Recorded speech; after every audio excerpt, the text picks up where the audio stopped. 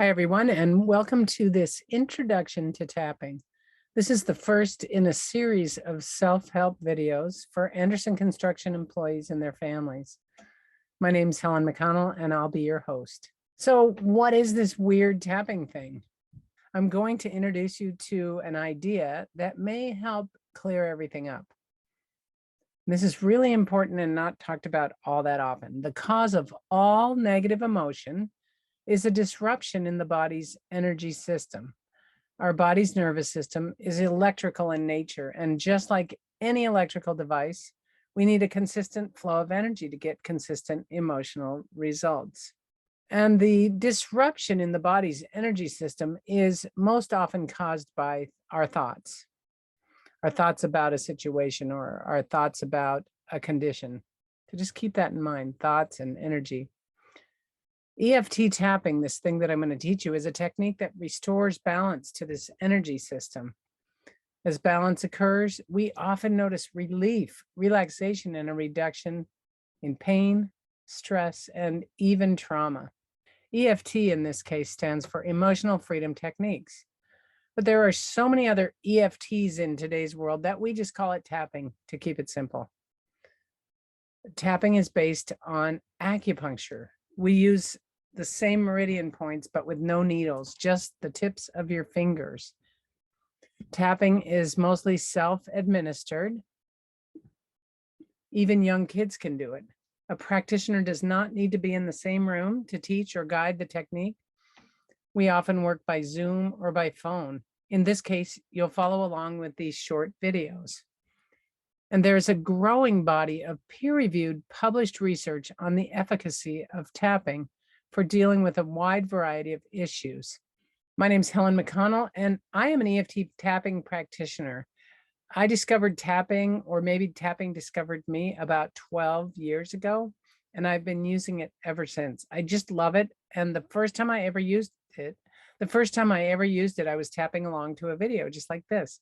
And what I noticed was that sense of relief. Something shifted, and it was profound. And I thought, wow, nothing has ever worked like this for me before. And I tried a lot of different techniques. So I looked more into it, I kept using it, and I kept finding greater and greater insights and results, and decided to become a practitioner, which I did about 10 years ago. A link to this research is in the description to this video. Here's one thing I want you to know about tapping. You can't just watch this video and get the results, most likely. You actually have to do it. So as silly as it looks, I encourage you to try it anyway. After a while, it will become second nature to you, and you won't even notice that you're doing it. And I promise you, most other people on the planet are not looking at you anyway. And isn't it more important that you feel better? So a couple of things. Tapping usually doesn't take very long to get some relief. So you can use it quickly on the job site. If you get hurt on the job site, I know there are lots of different ways you can get hurt, but let's say you pounded your finger with a hammer. You know that intense pain where you just, if you start tapping gently and not on the place that you hurt, but just on the side of your hand, and take deep breaths in, your body can begin to restore itself to balance immediately. And you should notice some reduction in the intensity. If you have disagreements with other people that you work with or your supervisors, tapping is a great tool. Don't tap at them, but take a moment and use the tapping on your own. There are infinite ways you can use tapping. So whenever you think of it, use it. When I awaken to the awareness, I realize, oh, I can tap on that. And always when I do, I get results. Always. You don't need a practitioner necessarily. I'm going to teach you how to do it right here. You can use it on your own. And the times we use practitioners are when we're doing big trauma work, or we get stuck on something, or we have a big resistance in ourselves that we want to shift, that kind of thing. But for the little day-to-day things, use it on your own. You definitely can use it yourself.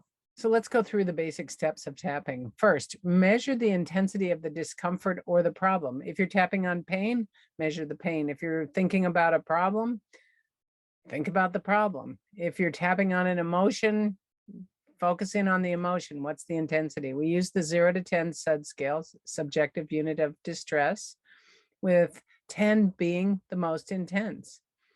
For this example, I'll use a headache that is on the right side of my head at a 6, and I'm just making that up, but I want it to, when you do this, to be as specific as you can like that.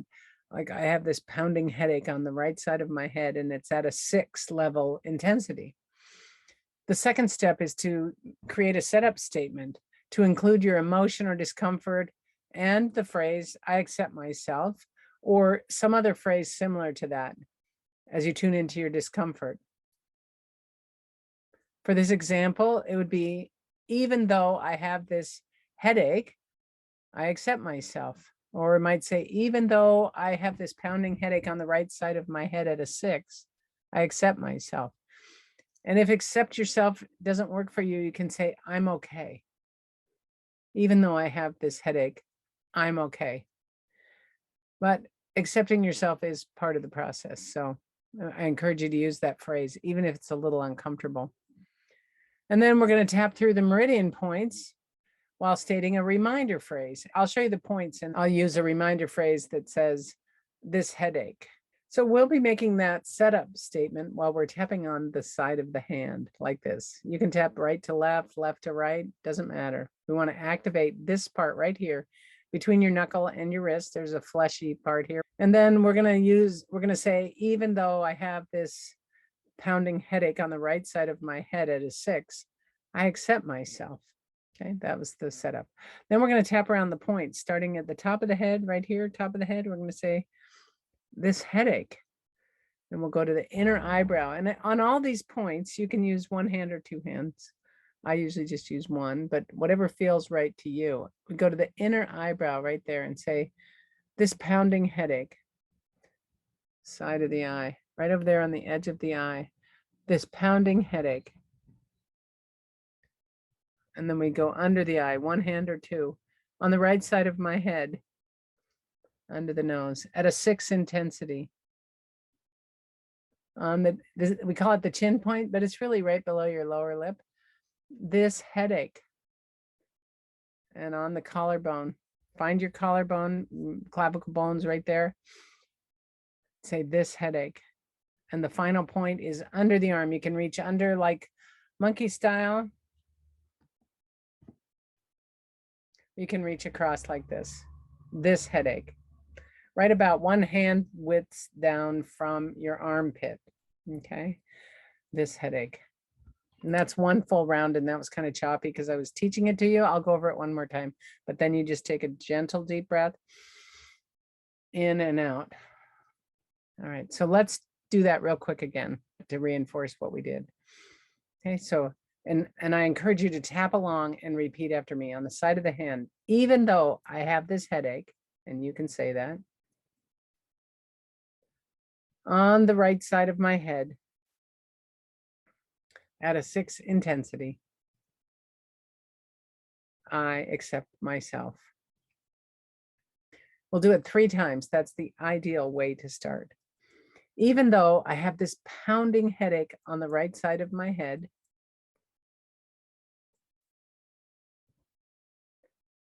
at a 6 intensity, I accept myself. Okay, and we'll do it one more time. Even though, and the even though is a part of the setup. Even though I have this number 6 intensity headache on the right side of my head, I accept myself. Okay, that's the setup. Now we're going to go through the points just as I showed you. I'll use 2 hands. You can use 1 or 2. Top of the head, this headache on the eyebrow, on the right side of my head, side of the eye. It's at a 6 intensity. Under the eye, this headache. Under the nose, this pounding headache. This is called the chin point, but it's really the lower lip. This headache. On the collarbone, this headache. And then under the arm, this pounding headache.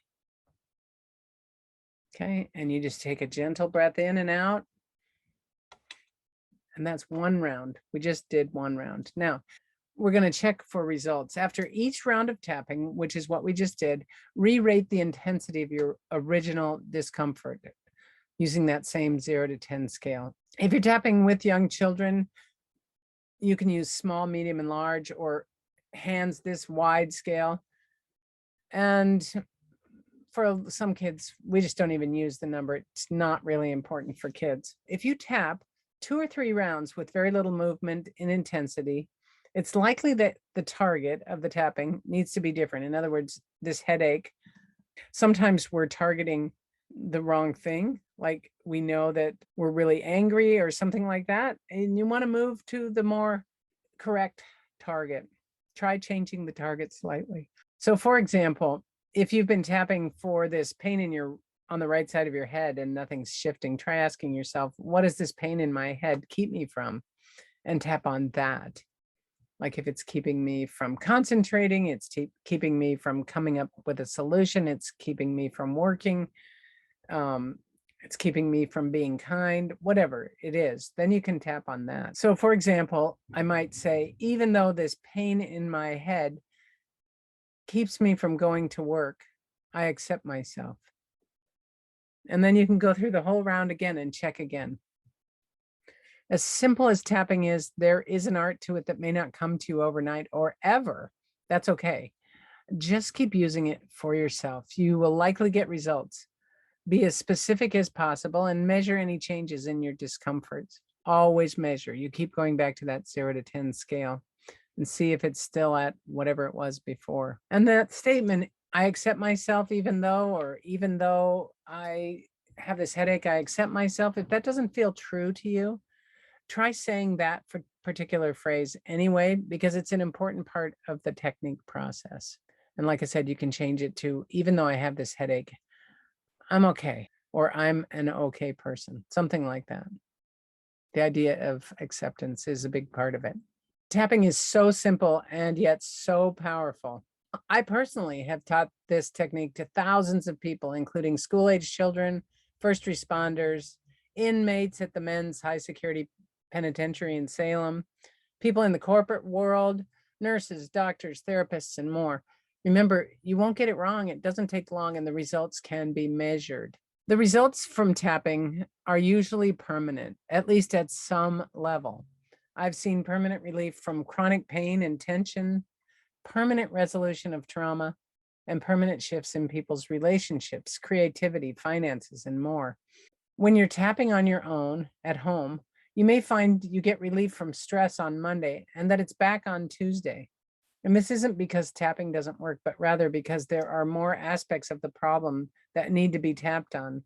You may want to repeat and go deeper as you can, as you're able. I always recommend that my clients or the people I teach tapping to get in the habit of tapping on the side of their hand whenever you're feeling uncomfortable. And if you don't have 2 free hands, you can activate that point by tapping it against the steering wheel of your car or any other surface.